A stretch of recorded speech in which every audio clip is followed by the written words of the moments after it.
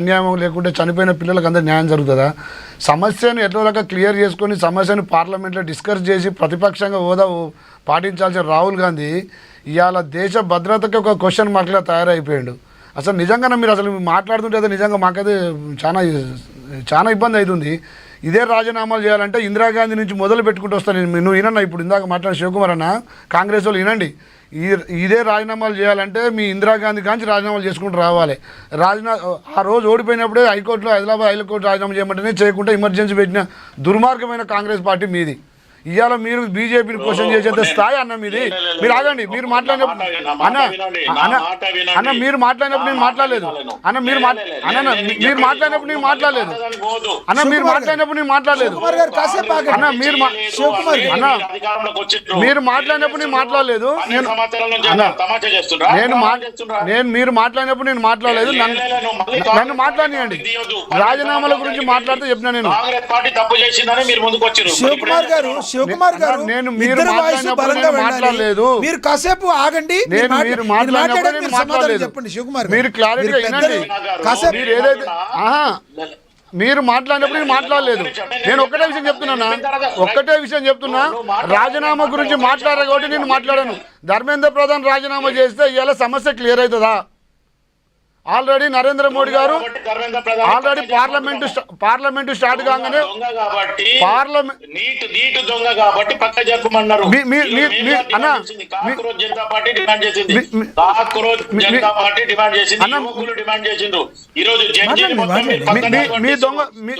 ఇందాక నువ్వు ధర్మేంద్ర ప్రసాద్ దొంగ అన్నావు కదా. మీ దొంగల లిస్ట్ చెప్తా వినండి అన్న. మీ దొంగల లిస్ట్ చెప్తా వినండి. మీ దొంగల లిస్ట్ చెప్తా వినండి. మీ ప్రభుత్వం 2006 నుంచి 2012 వరకు మీ ప్రభుత్వం లీకేజ్ చెప్తా. నువ్వు రాసి పెట్టుకో. 2006లో ఏప్రిల్లో పేపర్ లీకేజీ, 2007లో రాజస్థాన్లో పేపర్ లీకేజీ, 2009లో లక్నోలో పేపర్ లీకేజీ, 2011లో 3 సార్లు పేపర్ లీకేజీ, 2012లో లక్నో నవంబర్ 8 వరకు పేపర్ లీకేజీ, 2013లో ఢిల్లీ, యూపీ, రాజస్థాన్, లక్నో 13 సార్లు పేపర్ లీకేజ్ అని మీ దాంట్లో 13 సార్లు పేపర్ లీక్ అయింది. ఆ రోజు ప్రతిపక్షంగా బీజేపీ ఉన్నది. మీలాగా పార్లమెంట్ కాడ ధర్నాలు చేసి ప్రధానమంత్రి ఆ రోజు మీ ఇంటికి వచ్చి ఎక్కడ ధర్నాలు చేయలే బీజేపీ పార్టీ. ఆ రోజు బీజేపీ పార్టీ ప్రతిపక్షంలో ఉన్నది. 13 సార్లు పేపర్ లీకేజ్ అయింది. ఎంతమంది మంత్రులు సస్పెండ్ చేసావు నువ్వు? ఎవరు ఏ ప్రభుత్వం సస్పెండ్ చేసింది? ఏ ఫాస్ట్ ట్రాక్ కోర్టు పెట్టారు మీరు? మీరు చేసేదే తప్పు. మీరు దేశానికి పట్టిన చీడపిరు లాంటి కాంగ్రెస్ పార్టీ.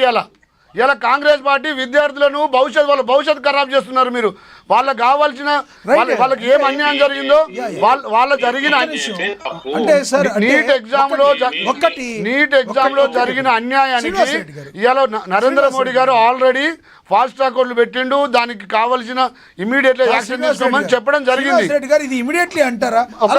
ఒక్క నిమిషం.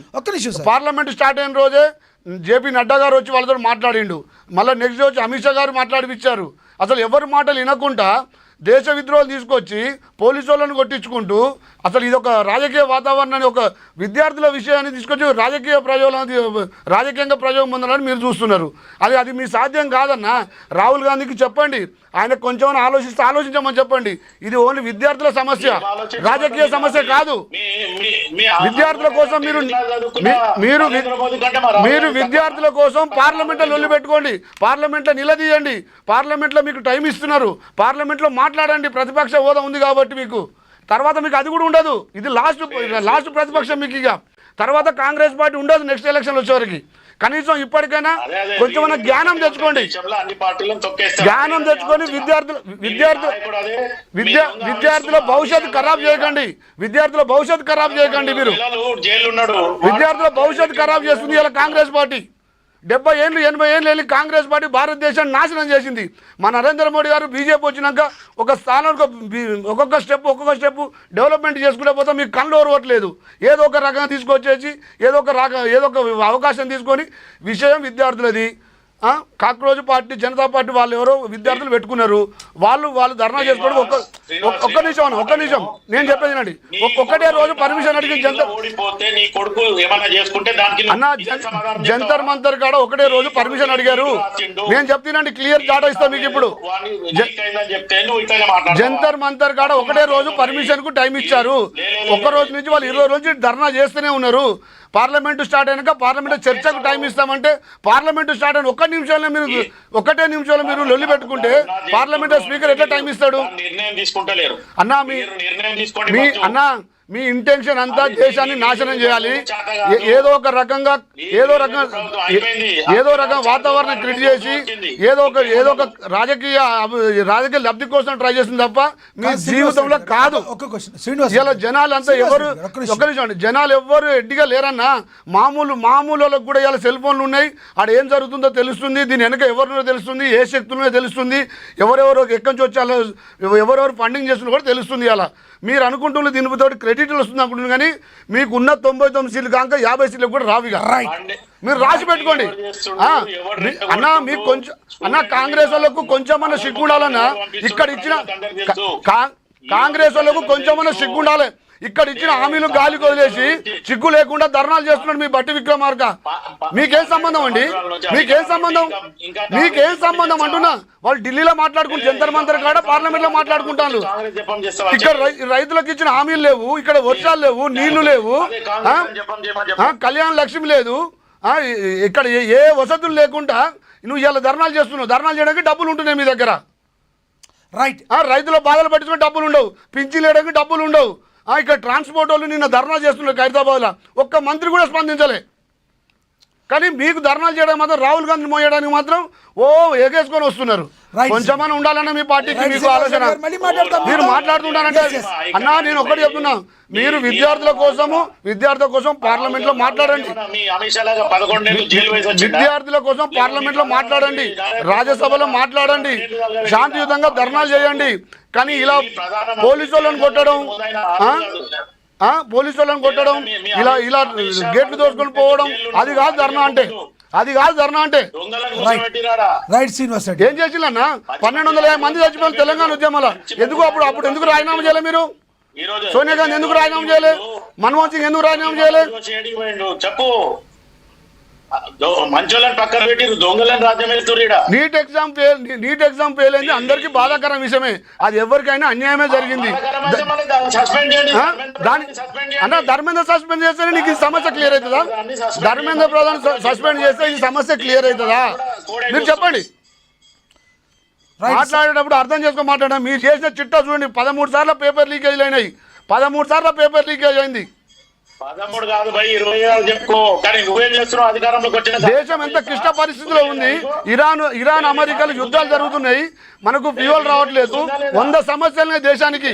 ఆ దేశ సమస్యను పక్కకు పెట్టేసి ఏదో రాజకీయ లబ్ధి కోసం రాహుల్ గాంధీకి మీకు అసలు. శ్రీనివాస్ రెడ్డి గారు ఒకటి చెప్పండి, దీనిలో యాంటీ సోషల్ ఎలిమెంట్స్ దీనిలో ఉన్నాయి. దేశ అభివృద్ధి చూసుకోండి అన్న. పక్క దేశాలలో 500 రూపాయలు డీజిల్ పెట్రోల్ ఉంది, మన దగ్గర ఎలా ఉంది? ఎలా మెయింటైన్ చేస్తుంది నరేంద్ర మోడీ గారి ప్రభుత్వం? ఎలా కాపాడుకుంటూ వస్తున్నాం? 6 నెలల నుంచి ఎక్కడ ఎలా ఉంది? ఒక్క రోజున ఆలోచించారా మీరు?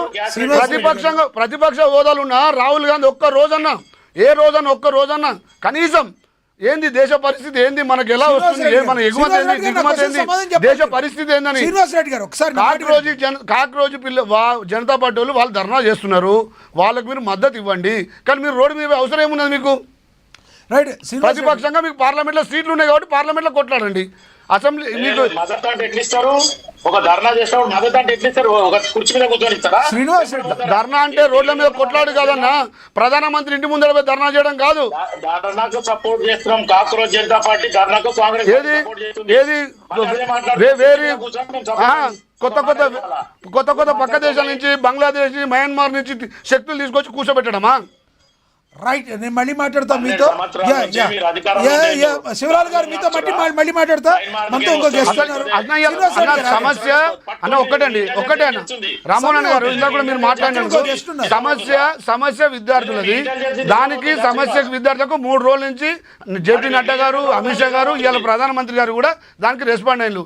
ఇంకేం చేయమంటారు ప్రభుత్వాన్ని? కాదండి, ఇంకేం చేయమంటారేంటండి? మీరు ఫెయిల్ అయ్యారు కదా.